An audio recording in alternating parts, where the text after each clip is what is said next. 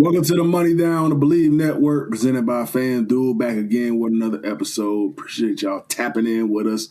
Once again, man, it's never a dull moment in the NFL. Just had a combine. Combine just ended. Then you're starting to see some big-time players get released. Got Kyler Murray just got released. I mean, kind of expected something was going to happen in Arizona. You know, he got hurt last year. Then, you know, they quote-unquote put him on IR for the season after Jacoby Brissett started doing – somewhat of his thing for that team, and they decided to put him on IR, let him sit, let Jacoby take the reins, and now he gets released. What are y'all thoughts on Kyler? Is there any good landing spots for him? He still got the juice. Think he can still be a franchise quarterback? I know Sojourn, you played with him a little bit, so what's your thoughts on it? I say Minnesota, bro. Immediately when I thought about a landing spot, I said Minnesota, just for the simple fact that we know it's some friction going on between Jettas and JJ. And, you only have that window for a number one receiver of, Jetta's caliber to keep him satisfied and keep him wanting to stay in the city. So I think to go out there, you got to make a splash move at quarterback. And we know how good Kyler can be when he locks in, and we've seen it, right? Arizona has had a couple seasons where I want to say at one point they started out like 7-0 in one of those years, and then they kind of fell off in the back half. But you can see that he can play MVP ball. He just got to not do too much, and I think Minnesota would be the perfect fit for him. They got an offensive-minded head coach, and again, you got two receivers on the outside that can dominate, and a tight end that is capable of being dominant when healthy. So I just think as far as the whole package and offense around him, I think Minnesota would be the perfect landing spot. What you think, Warren? You was trying to say we know who he's finna say. Come on, why? No, actually, I think Minnesota would actually be a great spot. I'm joking. I'm part joking, but also part serious when I say, hey, the Rams sitting behind Staffy 1 year, get yourself some experience behind a soon-to-be Hall of Famer, and then somebody who dual threat capability can still throw the pill. Can get out of pressure. I'm saying, especially having a Seattle defense who was really good with pressure last year. I think that's something that would be really good for somebody who can escape the pockets, because that's something that they did really well. Obviously keeping quarterbacks in the pocket, being able to create pressure. So somebody who's good at making something happen. So obviously I like Kyler, but that's just me. But no, I think Minnesota would be a great landing spot. I'm trying to think, man. For me, I'm gonna say the Colts. The Colts. Him with JT, with that run game, the threat of those two in the backfield. I think that takes a lot of pressure off Kyler not having to drop back and throw it, 30, 40. I'm not saying he can't do it, but give a run game with that dude, little read option. Shane Steichen's he's a good OC as far as calling plays. So it's always there for Jalen Hurts. When they went out and won a Super Bowl, he could do a similar type thing for Kyler Murray, simplify it for him, RPOs, all that good stuff, which he's good at. I think that position would be a good landing spot for him. I think he still has the opportunity to be a franchise quarterback. For sure. You go ahead. No, I was gonna say, when we were talking about it earlier, I think Miami might be a good landing spot too. Not sure what they're planning on doing with Tua, but giving him a change of scenery. You still got weapons out in Miami. I do think that I'm blanking on his name. McDaniel. McDaniel could do a little something with a mobile quarterback. Obviously, Tua was. He ain't there no more. Oh, he ain't there no more. That's right. I'm tripping. That's right. You thinking somebody change a coaching staff. Get a. We always talk about how the grass might be greener on the other side. Get into a different style of offense. Different city, different fan base. Again, still have a good offense. Got pieces on defense. Could make them contenders in a tough AFC East. Yeah. I'm not gonna lie to you. The more and more you say about it, though, I do think the Rams is a good fit, because I think Kyler and McVay are kind of on the same type of I won't say coaching style, but coaching and playing style, right? We also got Cliff Kingsbury, and y'all got Cliff too, who. Yeah. Ooh, I don't know, because I don't know how that relationship ended. Lincoln, or did they coach? No. Yeah. Cliff drafted him. Cliff drafted him in AZ, and I don't really know how that relationship ended all the way, but I just think they both McVay, his coaching style is like high risk, high reward. And I think Kyler play like that too, right? Like it get to a certain point in games with him where it's like you making you teeter in the line. Like I'm gonna give you the play. You really shouldn't do that. You know what I'm saying? So I think they make a perfect fit, but at the end of the day, right, moving forward with the Rams, it is starting to get to the point where y'all gonna have to find a backup for Staffy. I mean, on the good end, you might get another 2 or 3. And that's being generous saying that long, right? Yeah. And there's going to be some quarterbacks out there, right? Kyler's out there. Can McVay, and especially with McVay being somebody who is known to kind of like fix quarterbacks, right? Can he fix a Tua? Can he fix a Kyler? Like, there's going to be so many guys out there that's going to have an opportunity. So it's going to be interesting to see how that whole Ram situation I don't know why you keep saying, can he fix a Tua? We don't want him. Bro, it don't matter if you don't want them to think somebody in the building probably That's right. Tua in that system would be just fine, bro. I mean, really, the only issue with him is that the injury stuff. That's really, but that's the thing. That's really your starting quarterback got injury history too. I mean, yeah, but that's a different type of injury, though. That's a different type of injury. The head injury and a back injury. Back just as bad. I'm about to say they both will get you up out of there. But here's the thing. We've had a decent enough offensive line, or at least a good enough offensive line where Matt Stafford didn't have to take a lot of hits, right? A concussion, I think, is a little bit different, right? It doesn't always have to be the biggest hit. You could get dragged down, out of the pocket, whatever it may be, because Tua ain't been hit, like it ain't been no big crack hit, nothing like that. Sometimes it's one of the worst. Your head around the wrong. You know that bat, boy. You might get out of bed tomorrow. You might throw that bit funny. You might throw that ball funny. You might go down. Like, I get what you're saying. I think it's a little bit different. He's not bad. Tua not bad, bro. If he in the right system, he's solid. Like I don't think Tua's bad. I just don't know if he would be where we want him, where we would need him to be, because it's not a Who are y'all? What you mean? What you mean? Who are we? You know who we are. We gonna do this. What you mean? That boy acting like y'all just too good for players. Y'all like, I'm not saying we're too good. I'm just saying we're not in a. We're right now. We're in a space with the pieces that we have where we have to win now, and I don't think Tua helps us win now. But I think a lot of teams in that space though. No, 1,000%. But I'm just speaking about LA in general. We are in a win now mode, and if we're not rebuilding, right? We're not trying to start over. But he's not going to be your starter. Like, that's why I'm confused. He's not. But that's the way y'all say. That's the way y'all talking. Like, he can be fixed. Things like that. We ain't trying to. We don't want a project. Oh man, not right now.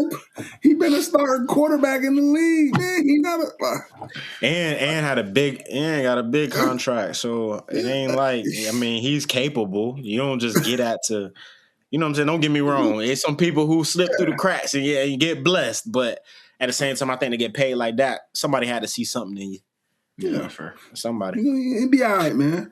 We also New England can take him. He ain't gonna be a starter. I'll take him for sure. I'll take him as our backup for sure. I'll take Tua. He used to light us up. Shoot, I'll definitely take Tua on my team. Heck yeah. We also had David Montgomery got traded to the Houston Texans for a few draft picks. It was a few days ago saying that, the rumors saying that he wanted to be traded. The next thing you know, he actually did get traded to the Houston Texans. You had Joe Mixon missed the entire year last year. I know they signed Nick Chubb, who was, he was somewhat decent for him earlier on in the year, and then Woody Marks started to kind of take over the young rookie running back. But they go out and get him a very good running back. David Montgomery's a dog, man. He's top dog too. Yeah, still very good. Last year they kind of leaned more into Jahmyr Gibbs, rightfully so, the young explosive back. Now he kind of gets to go to a different team, most likely be the feature guy there along with Woody Marks. You had C.J. Stroud struggled in the playoffs, wasn't quite himself. So now you get a run game behind him that helps your young quarterback, and hopefully he can get back to where he needs to be in the next season. So I don't know what's y'all thoughts on that trade between the Texans and the Lions. I think it's huge for obviously the Texans. I think Detroit is going to be the one that, hurt from this trade, if anything. We talk about it so much with the league now. It's like you got to have a two-headed monster at running back. And they had a good problem because both backs were ultra productive. And, obviously, Jahmyr Gibbs has started as emerge as one of the best backs in the league. But you're still going to have somebody to come in there and be able to relieve some of the duties. And David Montgomery did that, if not the best of any backs, right? Just being a reliever than to any other back in the league. So I think Detroit is going to feel this. And then, also with Houston, I obviously it has to be something a little bit more deeper with the whole Mixon injury thing, because Mixon was playing as a top dog the year before, before he got hurt. So for them to go and trade and get a back like this, which I won't say Joe Mixon and David Montgomery are the same type of backs, but they both are bruisers, right? They both are real physical backs. So that's a whole interesting thing to take part and look into, but I think it's a good move. Obviously with CJ Stroud kind of showing a little bit that he struggled, throwing the ball late. Again, you always got to rely on that run game, man. Just hand the ball off, and you need somebody that can go in there and get you 3-4 a pop, and they went and got him one. So I think we're going to see – it's going to be real interesting to see how things shake out in Houston for sure. Oh, for sure. No, man. And we also had Breece Hall. He got the non-exclusive franchise tag. So really? Yes, I didn't think they would tag him, but so they tag him. He gets $14 million a year. So any team could give him a contract. The Jets have the right to match it if the Jets match it, and the team or something along those lines. The team essentially had to give up 2 first-round picks if they want Breece Hall on their team now. Which 2? That ain't happening. There ain't no team. Doing that. So he's gonna be a New York Jet. I did not think they would actually tag him. I know these last couple of years been pretty subpar. Have been pretty subpar for him. They've been on a struggling offense or inconsistent quarterback play. It's an inconsistent team in general. Very talented players in the right system. Like say he went to a Kansas City, opportunity with a healthy Patrick Mahomes, opportunity to go off. So, it stinks, for him, especially if they don't get things figured out in New York and he has another subpar year, then he gets an opportunity to miss out on some bread because then he's going to end up signing another 1-year deal. So hope it all works out for him, whether they get a long-term deal worked out with him or something. But this is the part of the franchise tag that you don't like. Sometimes it works out for most guys, a lot of the Kyle Pitts, more than likely, I'm sure they'll extend him before the year gets started. But something like this is things I don't think they're going to give him a long-term deal. But, hey, I could be wrong. And he's expressed that I don't think he's came out and said like he didn't want to be a Jet, but when they had the fire sale and they sent off he was one of the listen, when I was on Twitter, he was one of the main people. Like I wait for my day to come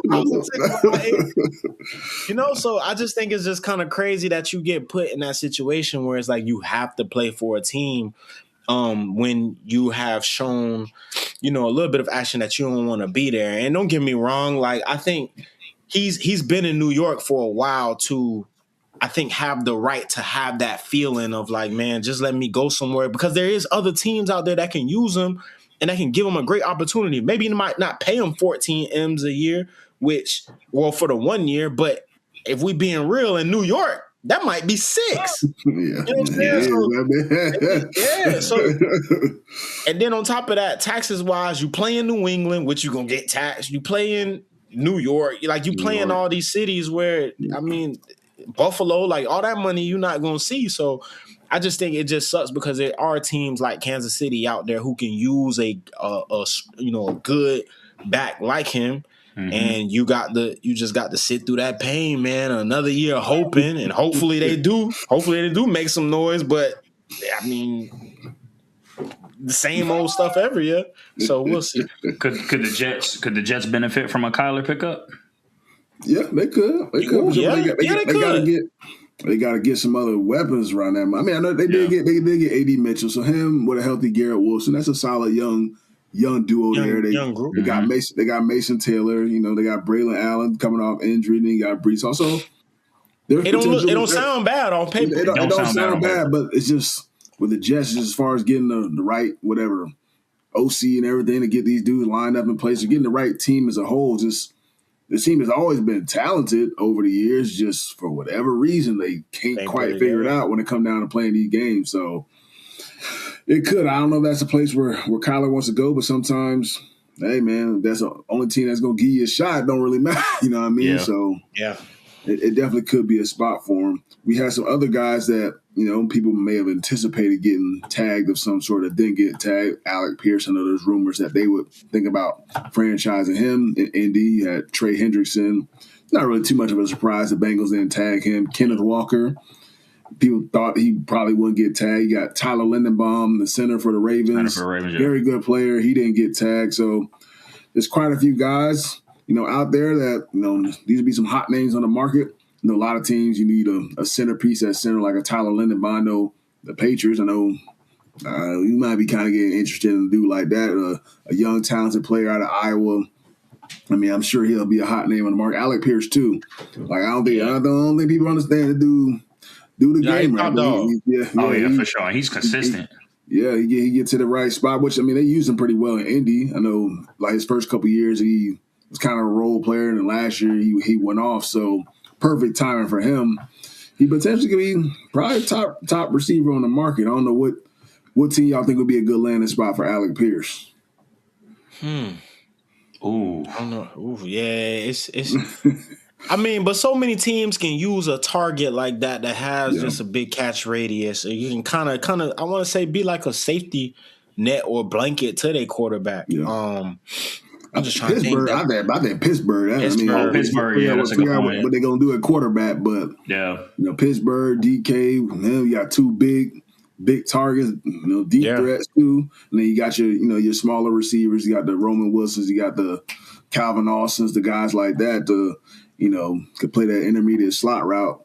I mean, Pittsburgh been saying they need another receiver for the last several years. I feel like that could be a good landing spot, depending, obviously what they decide to do at quarterback. I could see him staying in division with Jacksonville and him and T. Law. Like, and don't get me wrong. I mean, Jacksonville got some good weapons on the outside. I know I've been seeing rumors about the receiver. What's his name? Parker Washington. Not Parker Washington. The main guy. I'm tripping. Brian Thomas. Brian Thomas. I just been seeing little rumors. I don't know how true it is or whatnot, but I've been seeing little rumors. But I think I think T. Law is so close to, I won't say knocking on the door and being there, but I just think if he could just getting over that hump, I just think he just need another weapon on the outside. Don't get me wrong, they have guys that can make the plays because I know they got Jacoby, but it's just gonna be interesting to see what they do with Brian Thomas and just how they gonna play that whole situation. I was gonna say, you think you could see him in Tennessee? Giving Cam Ward another weapon. I could. Yeah. That'd be a cool one.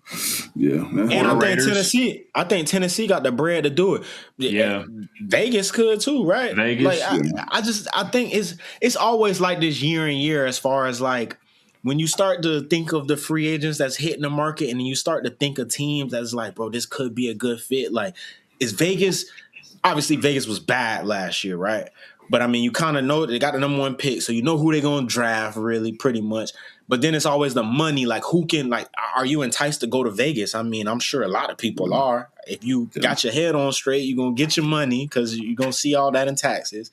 And it's like you're playing for a franchise that could potentially, make a shift. So I think there's a whole bunch of teams out there that could use a player like AP. It's just a matter of how it's going, how the organization shape out and, how they doing a draft. Could San Fran use them? Yeah, they definitely They're going to end up doing something with Brandon and Ayuk, obviously. So they're going to need somebody else. I know they probably still got Jawan. They still got my guy of Florida, Ricky Pearsall, but they need somebody else. They need especially them. They somebody. They still got KB too, don't they? No, KB a free agent. With them, somebody always get hurt for them. So they better for sure. They better have a Rolodex of receivers. Need to move away from that electric plant or whatever it is. And they're not bad. They always in a fight. All right, we say what they want. You know me. I said Kyle Shanahan need to. I mean, they always in a fight. You gotta call a spade a spade. They always seem to figure it out, man.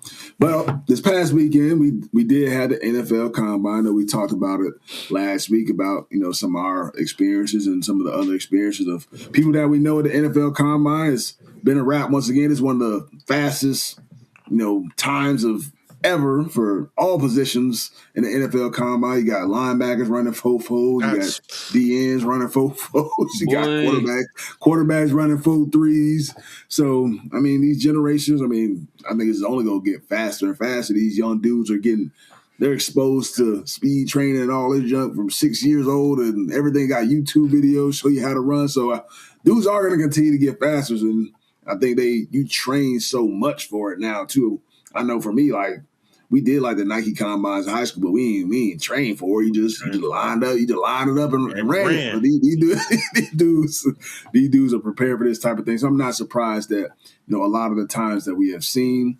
I know we say that the Combine, obviously it's not ultra important, but it can provide some value for dudes if they go out there and perform well. Mm-hmm. Was there anybody that stood out to y'all that y'all think whatever they draft stock kind of went up a little bit based on how they perform? That safety out of Oregon, the one that started at Purdue. Thieneman, that boy like that. Thieneman, boy. That boy like that. 4.3, shocked the hell out of me. I was like, okay. I think he helped his draft stock a lot. I mean, he was already one of the top safeties coming out of the draft, but I think running at 4.35 or 4.34 or something like that, I think that put a stamp on it for him.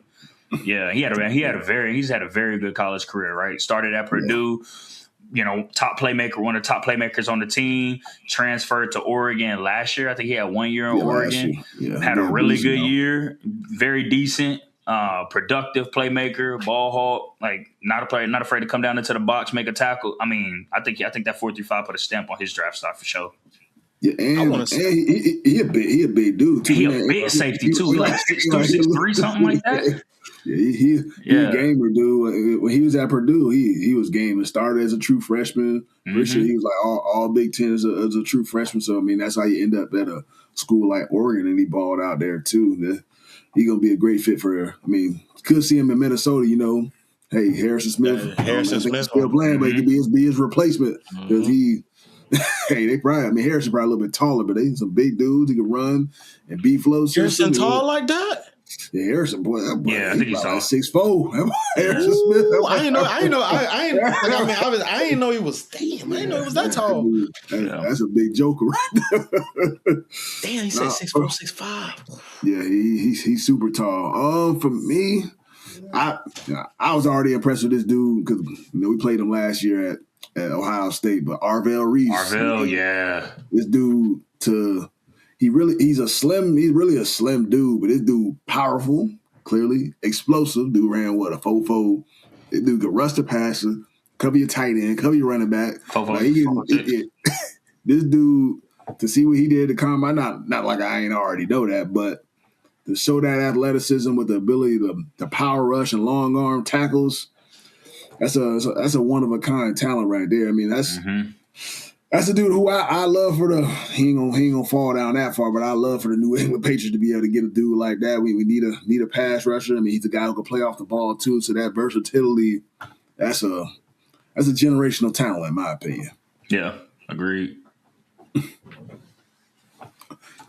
You on mute. Oh, I'm gonna go to tight end. My fault. I'm gonna go to tight end from Oregon. He was the number one tight end on the board, but bro, like you said, yeah, and I'm not really a big combine guy, but I didn't think he was gonna run that damn fast. You know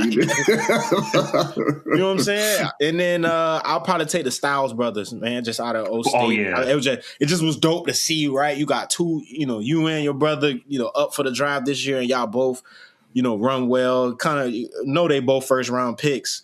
But just the numbers they was able to put up at the Combine as brothers was impressive too. There's a lot of good guys that showed out this weekend and they made themselves some money for sure. Yeah.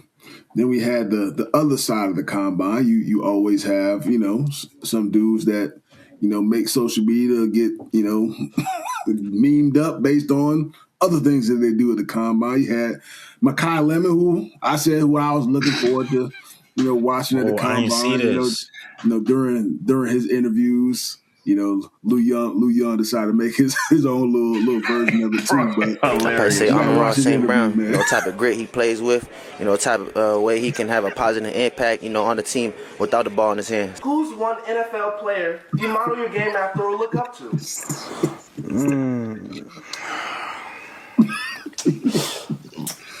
Boy, quick too. That be the I probably say Amon St. Brown. You know what I mean? The way he able to lead by example, do it on and off the field, with the ball, without the ball. That's the type of impact I want to have. And just the way he dominates, his impact, his presence. I think that's what I bring to the field. I know that's what I bring to the game.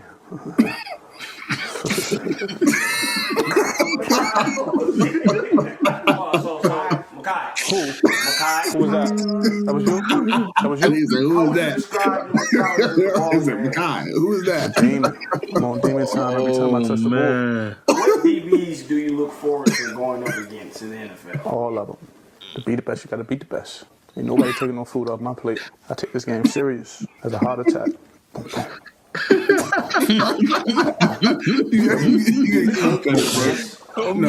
wrong with people, dog? But yeah, Makai Lemon, he definitely showed. Hey, it is what it. It don't bother me. I know a lot of people after seeing that they would say, "Oh, I don't want him on my team," and this and that. I'm like man, like a 10-second interview gonna drop somebody off y'all draft board because he trying to show his game face or whatever is he trying to do. I don't know what his intention was, but I don't mind it. Everybody has a different approach to how they go into the combine. Everybody, talks to the media or reacts to the media very differently. Like you might have watched him all year. He might have did that to the media at USC. We don't really know. You just don't know. You just don't know. We ain't watched his interviews, so I don't really care. The dude is a gamer. I don't get how people completely change their mindset on somebody based off some little junk like that. So I don't know what y'all thought. So it's the league, bro. It's the league. We know how many personalities. We done been in them locker rooms. There's many different personalities in the NFL locker room, right? And I mean, to some people it might be weird. To others, it's just different, and that's just how he is, right? But I know one thing: when you cut that tape on, whoever lined up in front of him, you better come with it, or it get real spooky out there quick. So I just think, man, it's just a matter of it's so many personalities, dog. I don't really look too much into it unless it comes with being cancerous to the locker room or to the culture. Then that's a different story. But if that's how he reacted in the media, again, man, he ain't say nothing wrong. That. He showed love to the person. He showed love to a former USC guy. Like that's him. So yeah, I don't know, but I don't see no issue with it, man. Nah, it's just funny. I don't see no issue with it. It's just funny. No, but and people gonna mess with him. And people gonna mess with him for sure. When we get drafted too, they gonna mess with him. So there was another. I should have put it in the chat, but it was another video of him when actually going through the receiver drills, like one of the coaches, the receiver coach for the Patriots, he talking and explaining the drill, like telling them they got to run like 3/4 speed, and then you look up when you get to the cone, the ball gonna be up.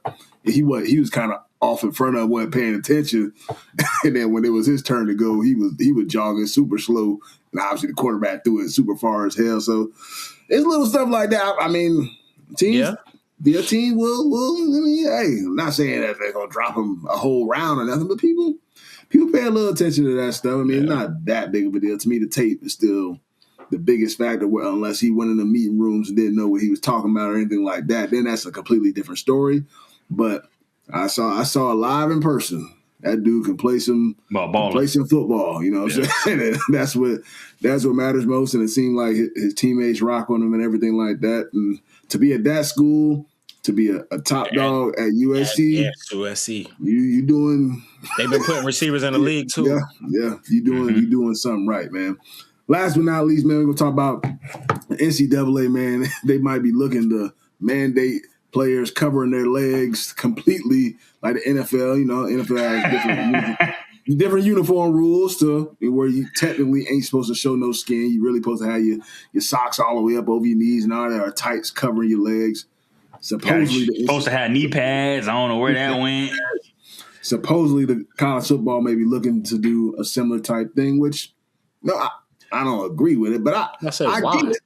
I get it though. The young dudes, man, they be having they hamstring be hanging out.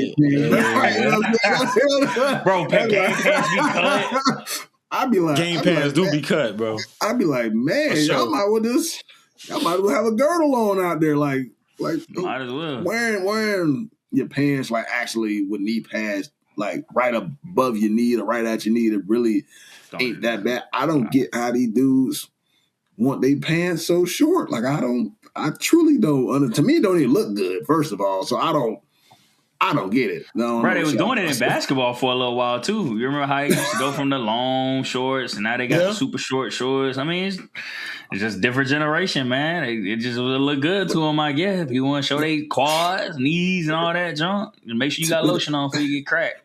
But it don't look good. Like they pants be all like wrinkled and like that'd be like y'all boys, y'all gotta understand. Like you said, Warren, I think you said something perfect, right? Different generation, but you also gotta think too. We make such an emphasis on being light, and it must be a mental thing that the less that you have, or I don't know I don't want to sound weird, but the tighter things are, maybe you just feel a little bit lighter and you can run a little faster. I don't know. Fam, it got to there was a game. I'm almost positive there was a game last year where, you know how now in practices and stuff like that, whenever you go like half pack or shell, they have like pretty much no knee pad in there. They have no knee pads. They have like the half. Yeah. Wearing those in the game. Who was wearing that in the game? No thigh pads. Like you don't even got the shell no more. You know how like after a while we started taking the actual. The shell out of the pad. Bro, don't even wear the pad no more, dog. They don't even wear the shell no more. So it's like, what's the point? You know, because eventually it transitioned from no knee pads, because obviously having a knee pad over your knee, I mean, it's safe, but that's gonna be helpful. I'll tell you what, it did. But that's what I'm saying. It went from having that. It went from having that fat knee pad to the small cushion. It went from going from the small cushion. Now the pants are a lot tighter. Now the cushion's above the knee. Then it went from the cushion to nothing at all. Now you roll up your pants a little bit. Now you cut them in half. Somebody was wearing, I can't remember who was wearing them in a game last year in the playoff, where they like, the game pants was like cut across and you could see where they cut across the pants. Man, I seen the tight pads. I seen the long towel damn near at the player like Achilles, bro. I said, nah, when I was in college, I ain't gonna lie, I wore the long towel. But I'm like, damn, that's a tripping hazard, fam. You might be running and trip over the towel. That's a body towel. Yeah, boy, got bath towel. You feel me? But y'all boys know, man, it's social media, bro. A lot of these pictures and stuff get posted on all of these accounts, these swag unis and all this stuff like that, bro. It's all for the gram, and we know that. So I get why there should be, whatever it may be, but our boys know that Instagram app, that thing hold power now. I'm about to say, boys was tucking up, untucking their jersey, like stomachs was out and all that junk. Come on now, that Instagram, that app hold power, fam. I mean, it's getting out of hand. So I get where the NCAA coming from. Ain't no way they gonna be able to mandate it though. Them jits not listening. They not listening whatsoever. Like, what you gonna do? Find me? I get trying to be. I don't know. I get trying to be light and like all that stuff. I get that, but I mean, you can find people now, can't you? And I don't think you can find. Nah, it ain't like NCAA paying you. I mean, the coach could do it if he wanted to. I mean, hey, it's an agreement between the school and the players. So I mean, Fran Brown gonna do it. Yeah. But y'all boys, you need that though. That's what kids is going to schools for now, right? Like, damn, coach let them boys. Oregon, for an example. Come on, man, you going to Oregon? Obviously, Oregon is good, but you going to Oregon to wear them 12 different jerseys. Yeah, but you ain't going to Oregon because they let you cut your pants and all that stuff. You going to Oregon because of the colors and the styles. No, right. But what I'm saying is, with that comes with having those jerseys. Come with however you finesse it, and the boys go out there and they look on game day. That's something that I feel like coaches can use. Like, man, shoot, you come here, I don't care what the hell you wear, just go out there and hoop. So I mean, I again, I don't know how the NCAA go, and I can see why it should be something that should be brought to attention, but I just think it's too tough, bro. It's too tough. I mean, the most you can really do is like enforce a penalty. I mean, that's literally the most you can do. I think at one point, like, then they say like, oh, you get enforced a penalty at the beginning of the game if your uniform ain't somewhere. Was that ever a thing? Probably not in like college. A 15-yard penalty or something like that. I don't think so in college, bro. Like the league, obviously you got the dude that walk around before pregame and everything like that. And again, it's only 32 teams in NFL versus, I mean, bro, you're talking about hundreds of college schools that are playing. I just think it's just going to be a little too much to kind of like go out there and try to pinpoint what players can wear and they can't wear. It's just too many schools. Yes, it's a lot, man. Them kids not listening. It's too far gone. It's way too far gone. But, man, that's a wrap for the Money Now podcast on the Bleed Network presented by FanDuel. Appreciate y'all tapping in to another episode, man. Y'all keep liking, keep subscribing, keep showing love.